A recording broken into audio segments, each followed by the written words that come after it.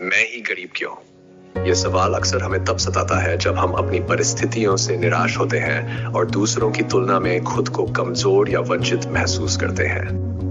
हम सोचते हैं कि हमारे पास वह नहीं है जो दूसरों के पास है और इसका दोष भगवान या किस्मत पर डालते हैं। लेकिन भगवान गौतम बुद्ध की एक प्रेरक कहानी इस सवाल का बहुत गहरा उत्तर देती है और हमें जीवन में सच्ची संपत्ति और संतोष का महत्व सिखाती है। भगवान गौतम बुद्ध की प्रेरक कहानी। बहुत समय पहले की बात है। भगवान गौतम बुद्ध एक गांव में धर्म का उपदेश देने के लिए पहुंचे।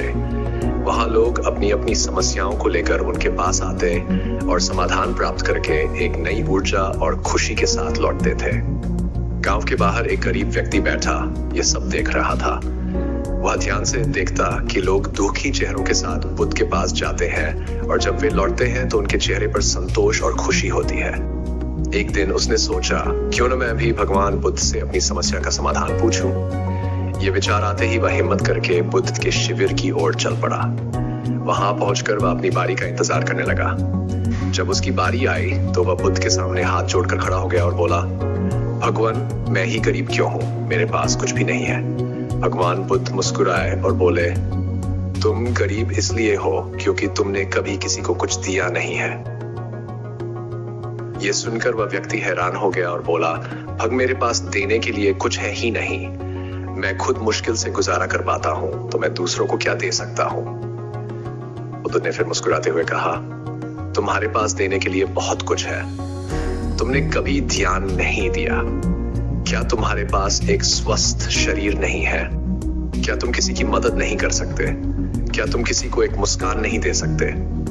क्या तुम दूसरों से प्रेम और सहानुभूति नहीं दिखा सकते? गरीब व्यक्ति चौंक गया। उसने कभी इस दृष्टिकोण से सोचा ही नहीं था। बुद्ध ने आगे कहा, धन संपत्ति ही असली संपत्ति नहीं है। जो व्यक्ति दिल से देता है, चाहे वह मुस्कान हो, प्रेम हो या मदद, वह सबसे धनी होता है। तुम्हारे पास देने के लिए बहुत कुछ है, लेकिन तुमने कभी किसी को कुछ दिया नहीं, इसलिए तुम खुद को गरीब समझते हो। इस उत्तर से गरीब व्यक्ति की आंखें खुल गई। उसने समझा कि असली गरीबी भौतिक वस्तुओं की कमी नहीं, बल्कि दान और सेवा की भावना की कमी है। उसने बुद्ध को प्रणाम किया और यह संकल्प लिया कि अब वह दूसरों की मदद करेगा और अपने जीवन को सार्थक बनाएगा। कहानी का संदेश। यह कहानी हमें यह सिखाती है कि सच्ची गरीबी भौतिक संपत्ति की कमी से नहीं होती, बल्कि उस भावना की कमी से होती है जिसमें हम दूसरों के लिए कुछ देने को तैयार नहीं होते।